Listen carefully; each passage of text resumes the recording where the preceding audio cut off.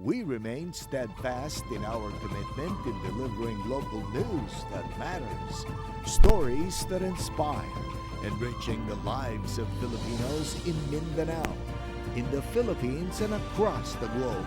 This is your GMA Regional TV, kapuso ng bawat Pilipino.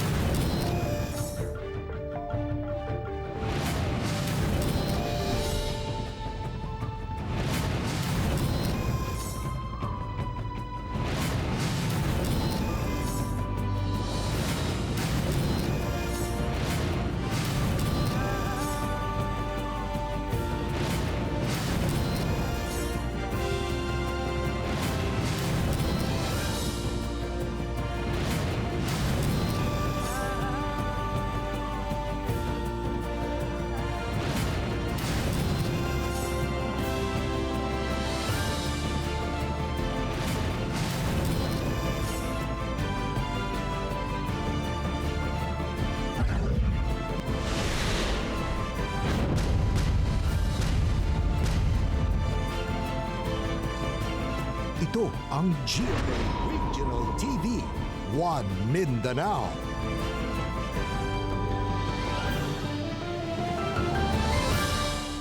May hapon Mindanao, kini ang GMA Regional TV 1 Mindanao. Hatod namong pinakadagko ug pinakulahing balita sa Mindanao. Ako si Teko Camp. Sara Hilomen Velasco. Real Soroche, live gikan dinhi sa GMA Davao Complex.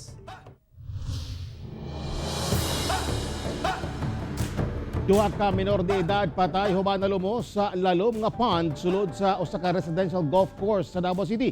Anang report ni Argil Relator. Gilayong gipangita sa mga rescuer ang lawas sa duha ka mga lalaking gireport nga nalumos sa 15 feet nga gilawmon sa pond sulod sa South Pacific Golf Course, Barangay Katalunan Pequeño, Davao City, Miyerkules sa hapon. Dihang nakita ang mga lawas, gisulayan pa sa rescuer ug tabang, pinaagi sa pag-CPR ang duha, kinsa mga minor de edad ug gilayong gidala sa ospital, apan gideklara na nga dead on arrival. Sumala sa security personnel, dili kayod kuno ginatugutan ang pagligo sa maong pond. Anak na nadagan sir, kami lang ang gitan-aw, tapos pagka agi na namo, kuan na pagkawala na nako, mato nanulod na sila. Kato nga time kusog kay ito nga ulan. Giila ang mga namatayang biktima nga sila Ronald Baldon, 14 anyos, o Carlo Quindara, 13 anyos. Sumala pa nga 5 ka mga batanon ang nangaligo din sa pond atong tungura nga nag-over the bakod gikan sa kasikbit nga residential area. Usa kanila ang unang nalumos apan dihang gisulayan og tabang og rescue sa kaubanan, duha na hinuon sila ang nangalumos. Sa kabahin sa magulang sa biktimang si Carlo, unang higayon kuno niini nga maligo sa maong pond. Sanglit, wala gayud kini ginatugutan nga maligo didto. Wala na kayo sa feeling na nakanang wala ko kinabuhat. Gibuhat mo pero wala dyan. Pero dili ko makatuon na ihadit mga sign na dito yung ginapangingon sa kuha. Wala lang pud ko. Nangandam na ang duha ka magsilingang banay alang sa pagplastar sa haya sa mga biktima. Kauban si Jojo Solarte sa kamera. Ako si Argil Relator para sa One Mindanao. Personal sa Roads and Traffic Administration sa Cagayan de Oro City na priso human gingong nangilkil ug aduna pay dala nga illegal nga armas. Dugang detalye sa report ni Cyril Chavez. Dakpan atol sa entrapment operation sa kapulisan sa Nazareth si Barrymore Saludares, 39 anyos, ug taga Upper Balulang, Cagayan de Oro City, human nga nangilkil kuno sa motorista nga iyang nadakpan. Sigon sa kapulisan nga miduol kanila ang usa ka Rudens Uyaw, 24 anyos, tungod giignan kuno siya sa suspect nga mamahimong ma-revoke ang iyang traffic violation kung hatagan siya og 800 pesos. Diyang nahinayon na ang operasyon sa Vélez Street, Barangay 25. Nakuha gikan sa suspect ang marked money apan pagrikisa nakuhaan sab siya og .45 caliber pistol ug mga bala. Wala gid kay tay kanang gapilion sa pag-enforce sa atong balaod matrabahante man sa gobyerno makauban o bisan si kinsa kay ang pag-implementar sa balaod wala gayoy ato ang pagapilion. Priso gilayon ang sospek kinsa may balibad na sa paghatag og pahayag. Ang maong panghitabo gikarismaya sa buhatan sa Roads and Traffic Administration. Sa bakaron sir, naay possibility nga dako gid og matangtang siya sa serbisyo, no. Aside from the fact nga kuan siya permanent siya or regular, subo lang pod sayang kaayo. Ang Human Resource Management Office sa City Hall mo isa sa muhimo og lakang. Kauban si Makoy Sempron sa kamera. Ako si Cyril Chavez para sa One Mindanao. Tunay pa gayong bomb drill sa Davao City ugma. Atong sayron ang dugang detalye sa live report ni Sheila Vergara Rubio. Sheila. Piyag gipaandam sa otoridad ang mga Davaoenyo sa ipaigay simulation exercise kalabot sa pagpamomba sa palengke ug bus terminal sa Dakbayan sa Davao ugmang adlaw. Ipasidanan sa otoridad sa Davao City ang publiko nga dili magpanik kung makasaksi og komosyon o emerhensiya sa usa ka palengke o bus terminal ugmang adlaw. Sangnit simulation exercise sa pagpamomba o bomb drill lang kini. Gikinahanglan kining buhaton sa security forces sa Dakbayan aron masukod ang kaalerto sa otoridad sa pagresponde sa samang panenurismong insidente. Ingon man masukod ang kaabtik sa tao sa palibot.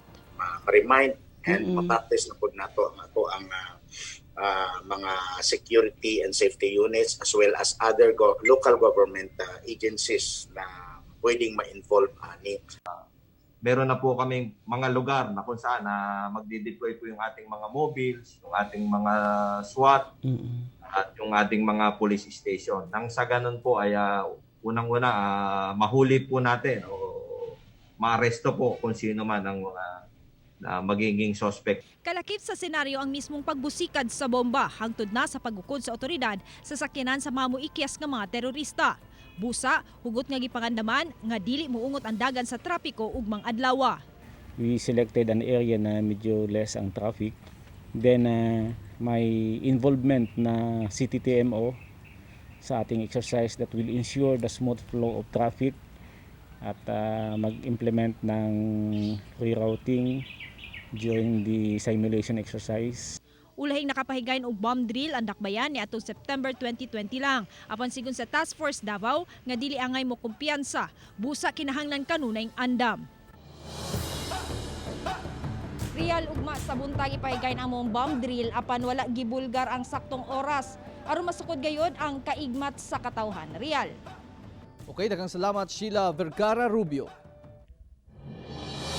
Hospital sa Kidapawan City nga gidalhan sa pasyenteng nabinlan og kutsilyo sa iyang likod. Andam kuno mutabang. Anang report. Andam mutabang ang Cotabato Provincial Hospital nga mooperahan si Kent Ryan Tumao aron matanggal gilayon ang nalubong nga kutsilyo sa likod niini. Nahinabi na kuno sa Hepe Hospital ang ginikanan ni Kent ug duna na kuno sila gikasabutan.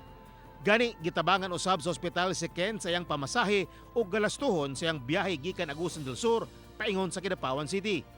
Gidala sa Cotabato Provincial Hospital si Kent niadtong Enero sa nakalabing tuig aron patambalan ang samad dinunggaban. Apan inay i-x-ray diretso kuno kining gitahi sa attending physician. Yes. Very willing sir. Wala namang problema sa parents. We have talked with the parents. We have chatted it yesterday. Wala namang problema. Ang ano lang is we're waiting for the patient talaga na magdating kasi hindi pa dumating, nasa Agusan pa daw. So we're waiting for the patient for him to consent kung gusto niya ipakuha. Kinumduman nga nanawagan og tabang si Kent human nakita sa x-ray result nga dunay kutsilyo nga nalubong sa iyang likod. Wala usab siya madawat sa giaplayang trabaho tungod sa kadelikado sa iyang kahimtang, labi pa nga duol na sa iyang baga ang kutsilyo. Ako si Teco Campo para sa One Mindanao. Pipila ka mga motorela drivers sa Cagayan de Oro City nagrally. Kung ano, sayro nato sa live report ni Cyril Chavez. Cyril. Yasara kini tungod sa minus nga kita sa mga rela drivers ingon man ang reklamo sa mga pasahero sanglit di sila mahatod sa ilahang adtuan. Tungod sa gipatumang motorela route zoning, nagwelga ang pipila ka mga motorela drivers sa Konsolasyon nga ruta sa Corrales Avenue, Cagayan de Oro City. Ilahang panawagan nga maundang ang route zoning nga nakaapekto sa ilahang kitaan. Apan, giabog sila sa mga personahe sa CDO Disiplina Muna Team o giabisuhan nga iagi sa saktong proseso ang ilahang mulo. Hangyo sa mga driver nga tugutan silang makalahos sa mga malls nga duol sa ilahang ruta, sanglit anaa kuno didto ang mga pasahero. Tungod manggod sa zoning, gibawalan na sila makalahos sa malls, rason nga minus ang mga pasahero nga makuha. Kanang ipatupad na niya, kanang coding ng biring na lang. Ipatupad. Kaya ako nang nadunggan diyan na ka-traffic daw ang rila sa Ugon. Kaya dili mo ka-traffic mo ng rila bay. Maka-traffic diya katong mga private ba. Sa kaisuning nila di na kadto sa kuan, Gisano. Sana tumagato sa Gisano kay daga mo Gisano diri gud. Pasahero no. Pasahero. Hinoon gipasabot sa RTA nga dry run pa lamang kini nga mulungtad hantod Marso 31. Ugaling makita nga dili gayud makatabang ang ordinansa sa zoning sa problema sa traffic ug mga motorela drivers, mamahimo kini nga wagtangon o iamyenda. Sama sa atong naisgutan kaniadto nga atong gitan-aw diri is ang dako nga panlantaw sa umaabot nga metropolization sa syudad ug pati pod ang kaning pagplastar nato sa mga matag ruta sa transport system. Sara, karong Marso 31 nakatakda ipahigayon ang committee hearing sa konseho sa syudad aron hisgutan kung wagtangon o aduna bay amendments nga paghimuon may kalabutan niining motorela route zoning. Sara. Okay, dagang salamat, Cyril Chavez.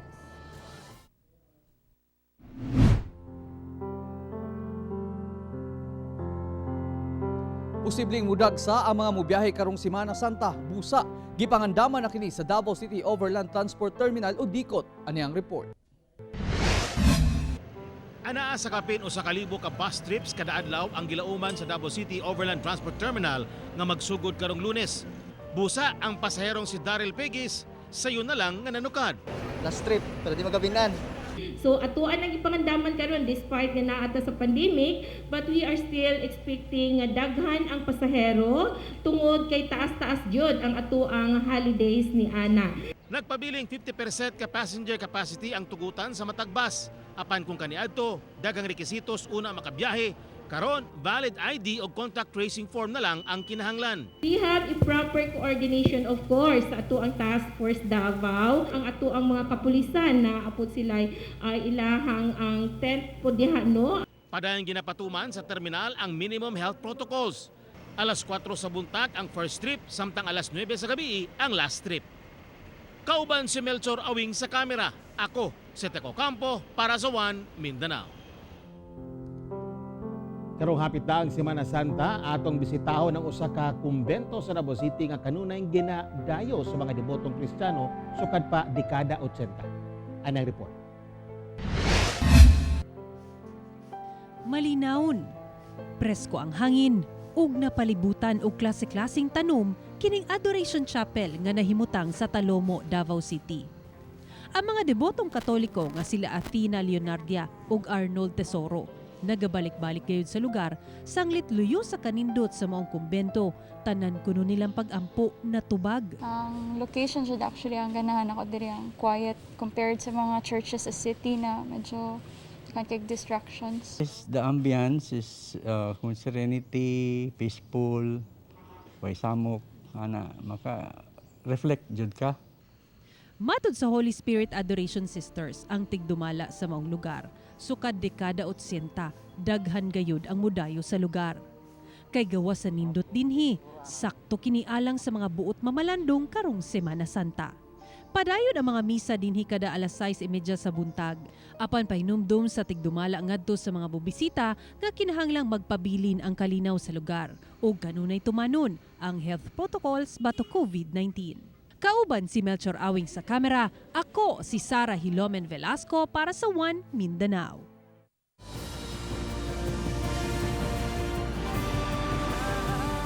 Ito ang GMA Regional TV, One Mindanao.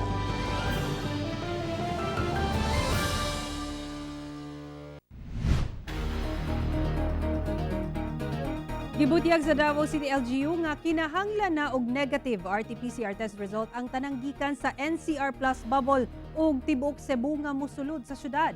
Ani ang report ni Argil Relator. Gawa sa una na gipatumang test before travel sa Davao International Airport, kinahanglan nga ipailawom sa RT-PCR testing ang tanang land travelers gikan sa NCR Plus areas o ang Metro Manila, Bulacan, Cavite, Laguna ug Rizal. Lakip sab ang mga gikan sa Cebu ug mga arriving passengers gikan sa ubang airport sa Mindanao padulong sa Davao City nga nagikan sa maong mga lugar. Pag-abot nila sa border sa syudad, kung wala sila mapresenta nga valid negative RT-PCR test result, dalhon sila sa holding facility aron ipailom sa testing. Pag nanggikan sila sa Luzon ug Cebu, we are looking for negative result ng RT-PCR within 72 hours. Kung mayroon sila niyan, they are free to go, pasok, or dumaan lang sa Davao. But if they don't have those documents, kung sila ay Davao City residents or yung final destination nila ay Davao City, they will be escorted to a testing center. Samtang ang tanang travelers nga mopuyo na dinhi sa syudad, kinahanglan sa mo pailawom sa strict 14-day self-quarantine. Ug tanang authorized persons outside residence kon apor ug ang muadto sa syudad alang sa trabaho o negosyo, pwedeng magpondo sa hotels o samang establishments ug dili sa balay sa Davao residents. Extended sab ang 9 p.m. hangtod 4 a.m. nga curfew hours ug ang 24-hour liquor ban hangtod May 31 karon tuiga. Ako si Argil Relator para sa One Mindanao.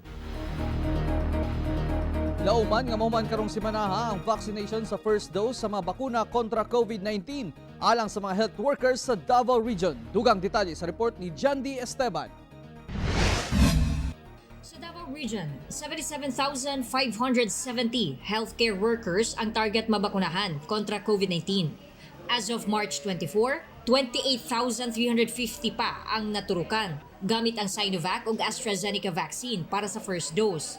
Pasabot, doon na pa'y 63% nga dapat pa mabakunahan. Lauman nga karong simanaha, mahuman ang vaccination alang sa first dose sa mga vaccine. Ginapaningkamutan na kuno sa DOH-11 nga mapaspasan ang pag-roll out sa mga bakuna alang sa healthcare workers hangtod sa second dose. Aron sugda na ang vaccination sa mga senior citizen base sa priority list. Kung mapast-track nila ang pagbakuna, naagyod na siya sa tagsa-tagsa nato ka local government units, no? Mao nang kinahanglanon jud nato nga well coordinated, well planned ang ato ang pagpamakuna.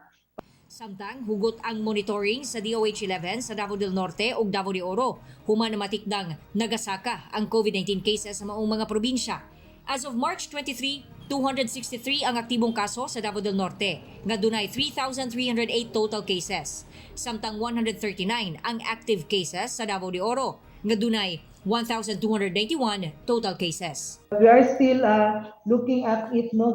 Tabangan po nato sila na ma-improve po nila or reduce ang ilahang cases for the two provinces. Ako si John D. S. Esteban para sa One Mindanao. Record high na usab ang natala nga new COVID-19 cases sa Pilipinas karong adlaw nga lapas 8,000. Samtang halos 100,000 na ang active cases o kadtong wala pa naayo sa sakit. 8,773 ang new COVID-19 cases sa Pilipinas karong adlaw nga labing taas sukad nagsugod ang pandemya. Samtang 99,891 ang active cases, karong 693,048 na ang total COVID-19 cases ug 13,095 na ang namatay. Sa Mindanao, miubos ang active cases ngadto sa 2,225, kinihuman nga 57,971 ang dunay COVID-19. 53,456 ang naayo na ug 2,290 ang namatay. Samtang sobra 124,795,000 na ang nataptan og COVID-19 sa tibuok kalibutan. Sobra 70,799,000 ang nakarecover ug sobra 2,744,000 ang namatay. Libuan ka tawo misalmot sa Peace Caravan alang sa panawagan sa pag-extend sa Bangsamoro Transition Authority. Tumong sa Peace Caravan nga ipanawagan kang Pangulong Rodrigo Duterte ug mga magbabalaod nga i-extend ang Bangsamoro Transition Authority sa Bangsamoro Government. Gituyok sa caravan gikan Cotabato City, Maguindanao, Sultan Kudarat Province ug Cotabato Province aron mapaabot ang ilang mensahe ngadto sa katawhan. Giatulosab ang caravan sa ika-53 nga anibersaryo sa Jabida Massacre nga mao'y hinungdan sa armadong pakigdisog sa mga Moro batok sa gobyerno kaniadto ug karon kaabag na sa paglambo sa Bangsamoro Region. Kung ma-extension sa 36 months, 3 years, ay maaari pa ng ating mga leader dyan sa BARM o sa ating gobyerno ay magkaisa para ibugtong yung kabutihan ng loob ng BARM. Na sana po ang panawagan ng extension na wala munang eleksyon ngayong 2022 sa BARM para tuloy-tuloy yung mga programa para dito sa ating sa 63 barangays. No?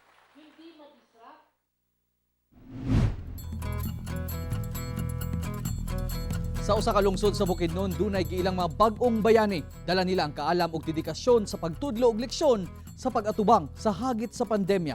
Atong ilaylahon ning mga ginatawag nga pandemic tutors pinaagi nining report. Kadlawon pa lang, mibiyahe na kining young professionals paingon sa suok nga sityo sa Tambula ug Sumilaw, Bukidnon. Human sa halos 3 ka oras nga binaktasay, naabot na sa grupo ang balay niini mga estudyante. Lakip sila sa kapin 500 ka batang gitawag sa DepEd nga struggling learners sa Sumilaw. Pinaagi sa Adopt a Student program, ginatudluan karon sa kapin 130 ka pandemic tutors ang dili moubos sa 200 ka mga struggling learners. Busa mapasalamaton ang mga ginikanan nga naglisod sab sa pagtudlo sa ilang mga anak, ilabi na nga modular learning na ang sistema sa eskwelahan. Salamat ko sa gihatag ni Ma'am Nice nga programa nga nakatabang gid sa akong mga anak. Ang mga pandemic tutors gitawag karon nga mga bag-ong bayani sa Sumilaw tungod sa ilang serbisyong walay madawat nga salapi. Kalipay na kuno nila nga makatabang sa isig kaingon. Na-appreciate na mo ang unsa gyud ay ang mga life sa students diri nga unsa gyud kalayo ang ilang gabaklayon. Gisugdan sa lokal nga kagamhanan ang maong programa ni atong Oktubre tuig 2020. Mapasalamaton sila nga bisan sa pandemya, daghan ang nag-volunteer. Maybe the lesson is that the bayanihan is still alive no nga daghan pagyapon kay mga tao dito nga out of their good hearts gusto gid sila gatabang sa ilang community. Ako si Sara Hilomen Velasco para sa One Mindanao.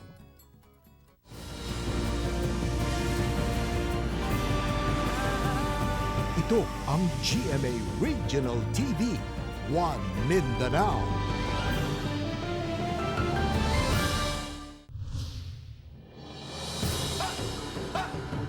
Sunog, tulis ug gun running nahitabo sa naglahing lugar sa Northern Mindanao. Anang report ni Cyril Chavez.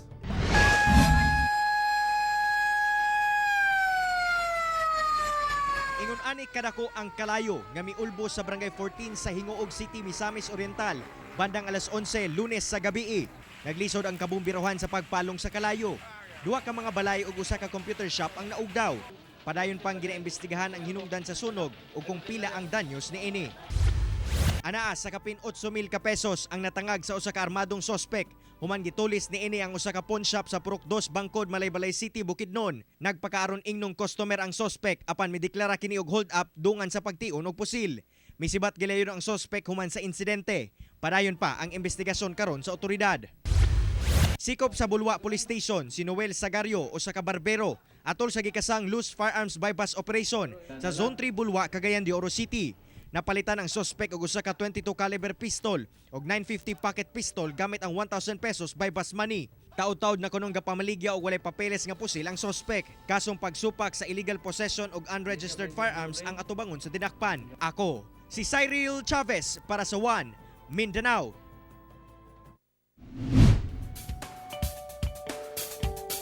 Usa ka lola nga nalingkamot gihapon luyo sa iyang edad ang usa sa mga nakabenepisyo sa Kapuso Barangayan on Wheels. Aneng report. Sa pagpanghatag sa GMA Regional TV ug hinabang sa Barangay San Juan, Agdao, Davao City, among naila-ila ang 60 anyos nga si Nanay Lereo Talibong Palor. Sa iyang edad, nagapanginhas pa siya. nagadawat og labada ug nagapanglimpyo sa mga balay-balay. Matud niya, ilabihan iyang paningkamot para sa iyang apo ug bana nga dunay sakit ug dili na malihok ang kamot, hinungdan nga wala na kini nakatrabaho. Busa, dako iyang pasalamat sa hinabang nga nadawat. Dako gyud kay salamat ning inyong gihatag sa ako, ma'am. At least makapahuway kog laban na kay naapa man ni. Salamat yung kayo. Ang mga sama ni Nanay Lireo ang rason nganong padayon ang pagpanghatag sa GMA Regional TV ug hinabang ilabi na sa mga naapektuhan sa pandemya pinaagi sa Kapuso Barangayan on Wheels. Ang matag relief pack inubanan og mensahe sa paglaom.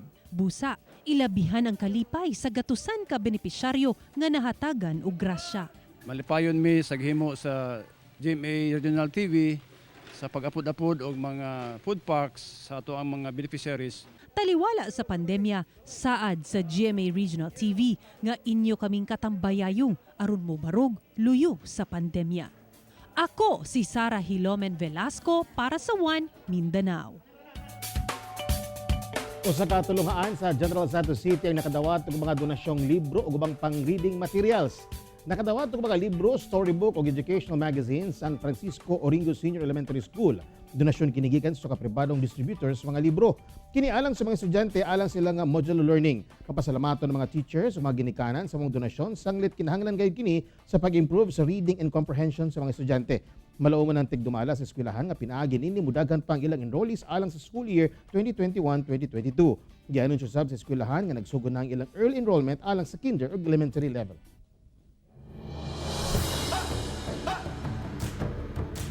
Mga kapuso, way puwas ang among paghatod og balita. Bisitay ang www.gmaregionaltv.com ug mag-subscribe sa official YouTube channel sa GMA Regional TV. Pusa mga kapuso, ayaw paulahi sa mga dagkong balita sa nagkadayang reyon sa nasod, subscribe na. Ug mo kadto maulahing balita sa Mindanao karong adlaw. Ako si Real Soroche. Dagang salamat sa inyong kanunay nga paguban kanamo matag adlaw. Ako si Sarah Hilomen Velasco. Tungod mga balita sa atong palibot, importante alang kanamo. Kini ang GMA Regional TV 1 Mindanao. Teko Campo, buong puso para sa Pilipino.